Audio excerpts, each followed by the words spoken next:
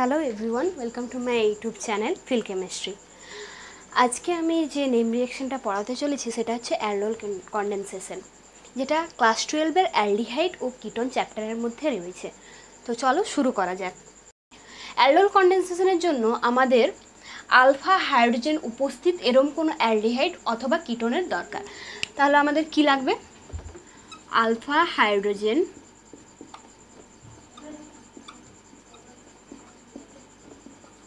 উপস্থিত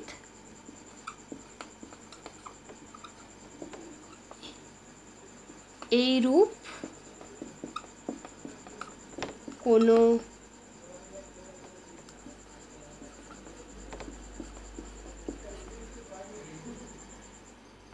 অ্যালডিহাইড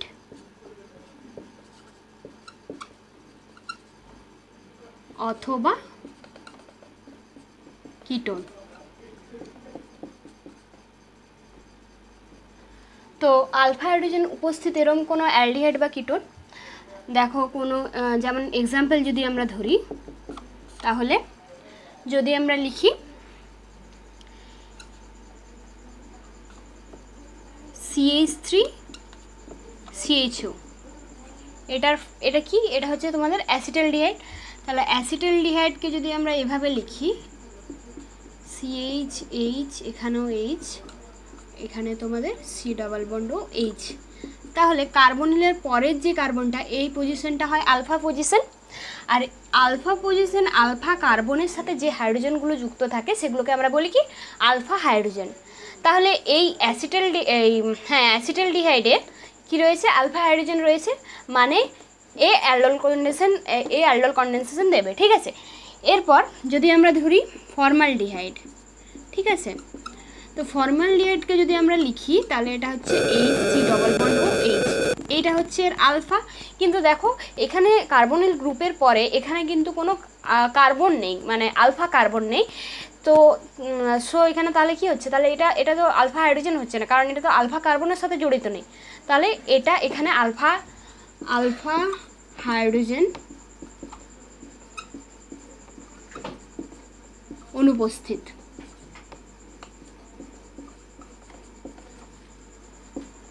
এখানে কি আছে? আলফা হাইড্রোজেন আছে। এরপর দেখো, এরপর এগুলো হচ্ছে এই দুটো আমি দেখালাম তোমাদেরকে অ্যালডিহাইডের উদাহরণ। এরপর আমি দেখাচ্ছি কিটোনের উদাহরণ। ঠিক আছে, তো কিটোন যদি আমরা দেখি তাহলে CH3 C+O CH3, এটা কি হচ্ছে? এটা তোমরা সবাই জানো, এটার নাম হচ্ছে অ্যাসিটোন। তাহলে দেখো এবার অ্যাসিটোনে যদি আমরা দেখি এখানে একটা হাইড্রোজেন, এখানে একটা, আর এখানে CH3। ঠিক আছে, তাহলে এটা হচ্ছে তোমাদের আলফা পজিশন, এবং আলফা কার্বনের সাথে যুক্ত যে হাইড্রোজেনগুলো সেটা হচ্ছে আলফা হাইড্রোজেন। তাহলে এখানে কি আছে? আলফা হাইড্রোজেন উপস্থিত আছে।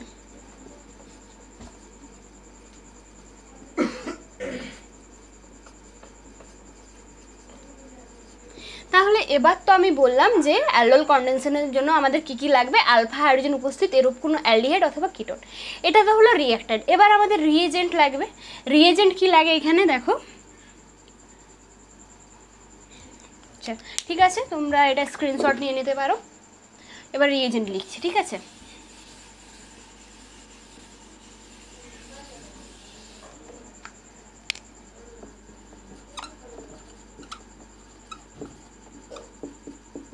রিএজেন্ট এখানে যেটা লাগে সেটা হচ্ছে তোমাদের ডাইলুট বেস লাগবে, মানে লঘু ক্ষার লাগবে। ঠিক আছে, তো লঘু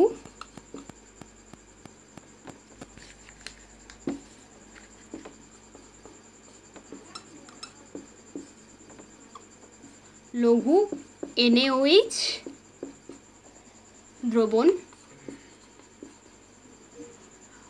অথবা আরও কি ইউজ করতে পারো, অথবা BaOH(2), এটা হচ্ছে ব্যারাইটা।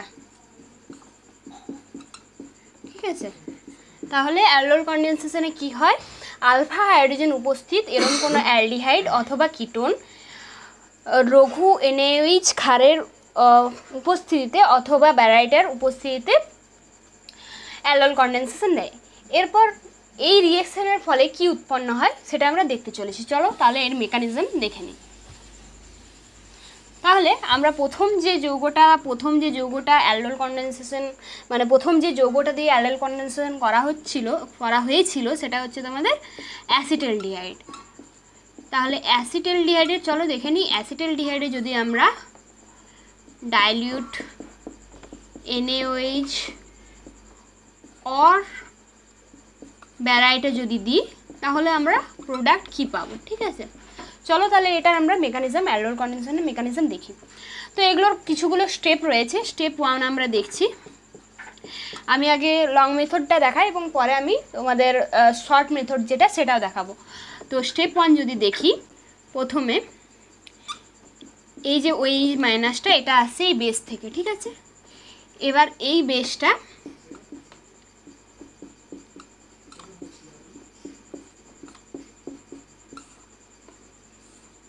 তো দেখো এখানে আমাদের কি আছে, OH মাইনাস বেস থেকে যেটা আসছে ডাইলিউট NaOH অথবা ব্যারাইড থেকে OH মাইনাসটা আসছে। আর এটা আমাদের হচ্ছে যে অ্যালডিহাইড আর আলফা হাইড্রোজেন উপস্থিত অ্যালডিহাইড। এই দেখো এটা হচ্ছে আমাদের আলফা কার্বন, ঠিক আছে। আলফা কার্বনের সাথে জড়িত এই যে হাইড্রোজেনটা এটা হচ্ছে আলফা হাইড্রোজেন। এরপর কি করবে, এই বেসটা প্রোটন অ্যাবস্ট্রাক্ট করবে, এখান থেকে এই OH মাইনাস কী করবে, এই হাইড্রোজেনটাকে ক্যাপচার করে নেবে এবং কী হবে, এই CH2টা কী হবে, মাইনাস হবে। তাহলে আমরা কি পাচ্ছি, CH2 minus C double bond O hydrogen. এটা কি, এটা একটা কার্বো অ্যানায়ন, ঠিক আছে। এবার নেক্সট স্টেপে কি হবে, স্টেপ 2। স্টেপ 2তে এই যে আমরা 2 অণু 1 অণু প্রথমে এই অ্যাসিটালডিহাইড নেব এবং এই স্টেপে যে কার্বন আয়নটা উৎপন্ন হলো সেটাকে লিখব, ঠিক আছে। CH2 minus C double bond O hydrogen. এরপর কি হবে, এই যে কার্বন আয়নটা এটা কি করবে, এই কার্বনিন সেন্টারে গিয়ে অ্যাটাক করবে।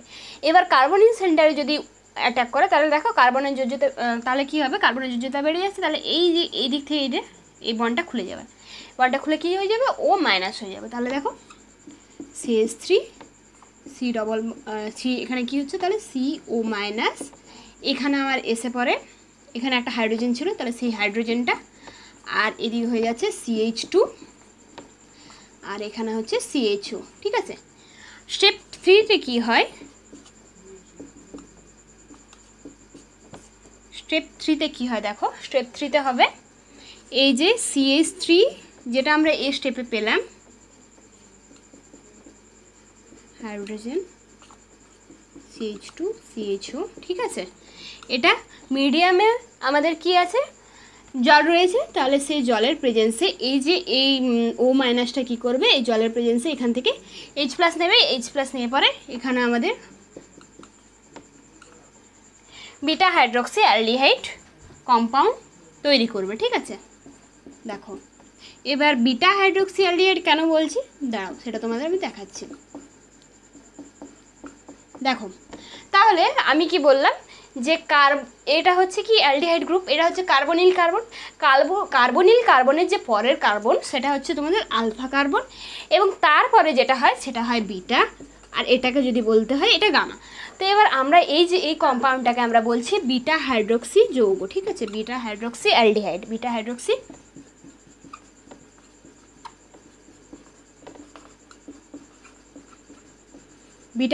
অ্যালডিহাইড। কেন বলছি, কারণ দেখো বিটা পজিশনের সাথে একটা OH গ্রুপ আছে, OH গ্রুপ মানে কি হাইড্রক্সি, আর এই যে এখানে অ্যালডিহাইড আছে সেজন্য অ্যালডিহাইড, ঠিক আছে। তো চলো এটা তো হলো মেকানিজমটা। এরপর যদি আমরা শর্ট ট্রিক দেখি তাহলে একটা স্টেপে আমরা কি করে অ্যালডোল রিঅ্যাকশন লিখবো, দেখো এটা CH3 C double bond O hydrogen, ঠিক আছে, প্লাস 2 অণু লাগছিল, তোমরা যখন লং মেথড করলাম দেখলে যে 2 অণু লাগছিল, 2 অণু অ্যাসিটালডিহাইড লাগছিল। তাহলে কি হবে, এখানে আমরা লিখব CH2 hydrogen C double bond O H, reagent কি ছিল NaOH ডাইলুট NaOH আর BaOH এর হোল 2। এখান থেকে এই যে এটা O মাইনাস হবে, O মাইনাস নিয়ে এটাকে O মাইনাসটা H প্লাসটাকে নেবে এবং এখানে CH2 মাইনাস হবে এবং এটা গিয়ে এখানে অ্যাটাক করবে। ঠিক আছে, বুঝতে পারলে? তাহলে আমরা যদি লিখি তাহলে আমরা দেখো কি পাচ্ছি, CH3 এখানে এটা হয়ে যাবে C। এই যে দেখো এখানে কি হলো, এখানে তাহলে এখানে CH3 তারপর C, এই যে O মাইনাস এই হাইড্রোজেনটা নিল, তাহলে এখানে কি হয়ে গেল OH। এখানে আমাদের অলরেডি একটা হাইড্রোজেন ছিল, তাহলে সেটা হলো CH। এবার এটার সাথে তাহলে একটা বন্ড হয়েছে এই CH2 সাথে, তাহলে সিঙ্গেল বন্ড CH2। আর এখানে আছে কি তারপর আমাদের CHO। তাহলে দেখো আমরা কি পেয়ে গেলাম, বিটা হাইড্রোক্সি অ্যালডিহাইড।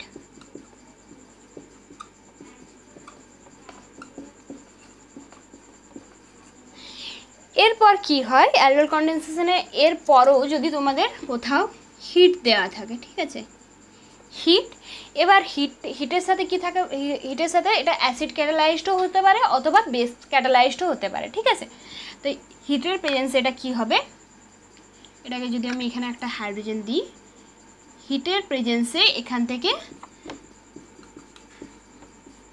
জল বেরিয়ে যায়।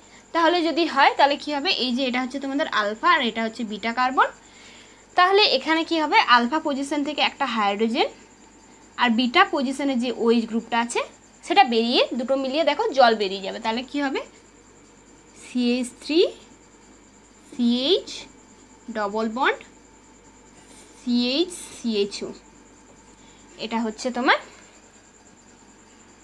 Alpha beta unsaturated aldehyde. এবার এখানে আলফা বিটা আনস্যাচুরেটেড কেন বলা হচ্ছে, দেখো এটা হচ্ছে তোমার আলফা আর এই কার্বনটা হচ্ছে বিটা, এই যে আলফা আর বিটা কার্বনের মধ্যে কি রয়েছে, ডবল বন্ড। এবার আনস্যাচুরেশন মানে তোমার হচ্ছে আনস্যাচুরেটেড মানে যদি সিঙ্গেল বন্ড থাকে তাহলে সেক্ষেত্রে আমরা সেগুলো বলি স্যাচুরেটেড, আর যদি ডবল বন্ড অথবা ট্রিপল বন্ড থাকে তাহলে সেগুলো হচ্ছে তোমার আনস্যাচুরেটেড। ঠিক আছে, মানে অসম্পৃক্ত। তাহলে এটা হচ্ছে তোমার আলফা বিটা আনস্যাচুরেটেড অ্যালডিহাইড। তাহলে এইটা হয়ে গেল তোমার ফার্স্ট এক্সাম্পল। এরপর যদি আমরা আসি, এটা অ্যালডিহাইডের একটা এক্সাম্পল ছিল, এরপর আমরা একটা কিটোনের এক্সাম্পল চলো করা যাক।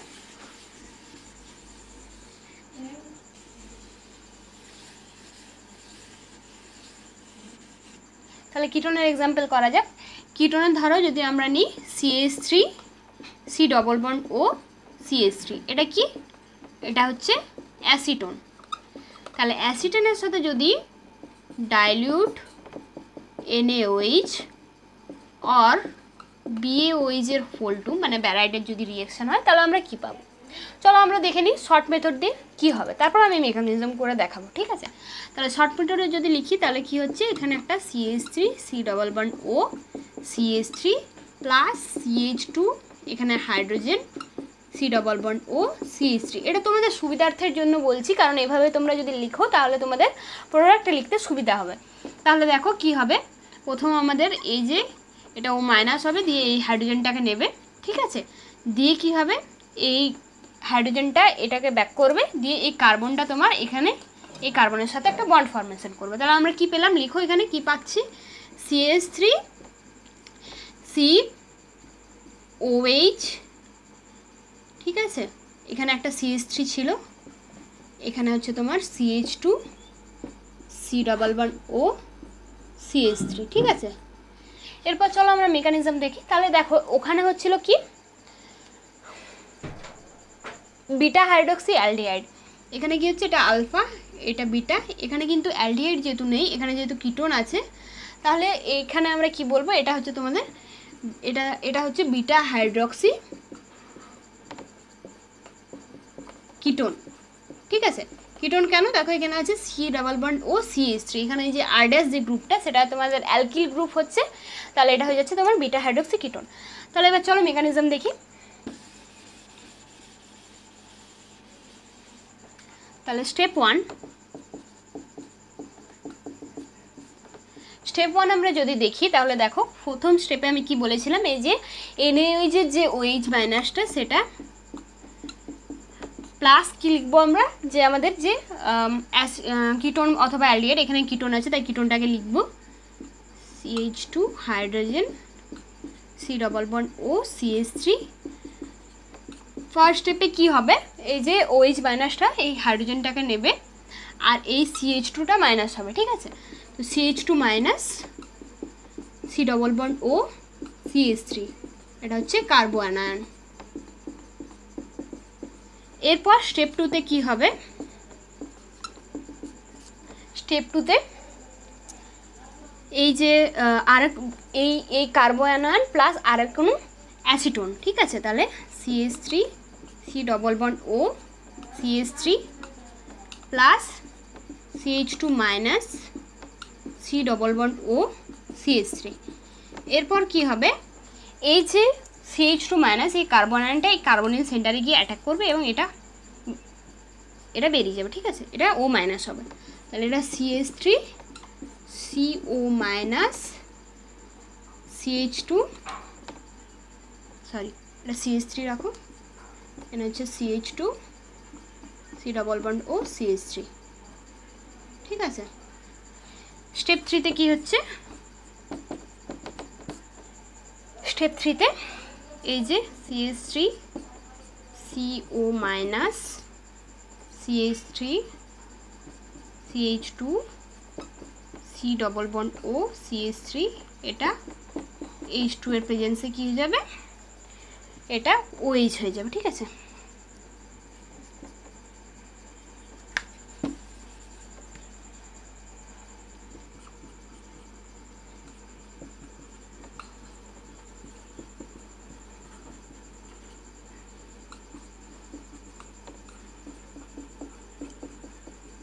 দেখো এইটা আর এটা আমাদের সেম, ঠিক আছে। তো আজকের মতন এতটাই। ভিডিওটা যদি ভালো লেগে থাকে তাহলে লাইক আর কমেন্ট করবেন। Thank you.